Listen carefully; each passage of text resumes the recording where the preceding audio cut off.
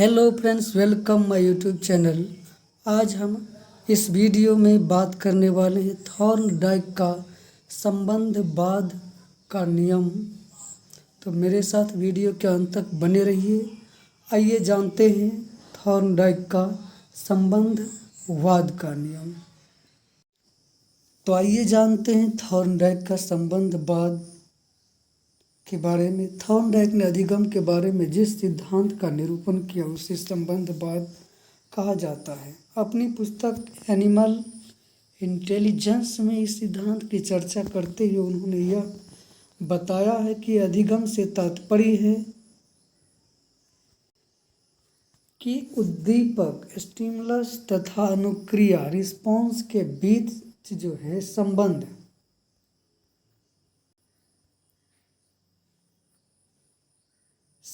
होता है।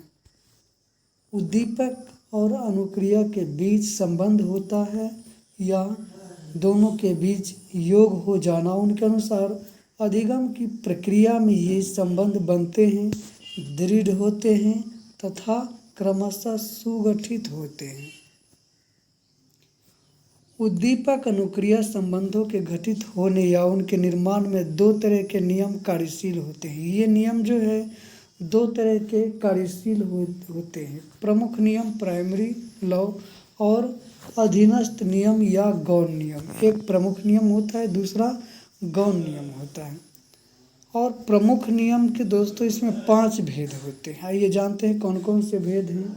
तत्परता का नियम, अभ्यास का नियम, प्रभाव का नियम, तदीयत्व का नियम, प्रभाव विस्तार का नियम। इस प्रकार से जो है प्रमुख नियम के 5 भेद होते हैं। आइए जानते हैं कि जो पहला तत्परता का नियम है उसके बारे में। तत्परता का नियम, इसका अर्थ है कि जब अधिगमकर्ता अपेक्षित कार्य को करने के लिए तैयार हो जाता है तो उसकी इस कार्य प्रवृत्ति का पूरा होना संतोषप्रद तथा पूरा होना असंतोष यानी पूरा न होना असंतोषप्रद सिद्ध होता है।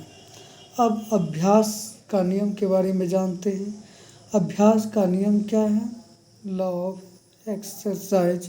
इसका अर्थ है कि इसके अनुसार उद्दीपक अनुक्रिया के बार बार घटित होने से उसके मध्य संबंधों के दृढ़ होने की संभावना बढ़ती है। दूसरे शब्दों में अभ्यास या उपयोग के जरिए उद्दीपक अनुक्रिया संबंध मजबूत होता है। अनुप्रयोग से यह संबंध दुर्बल होता है। आइए तीसरा जो है प्रभाव का नियम, इसके बारे में जानते हैं। Law of effects.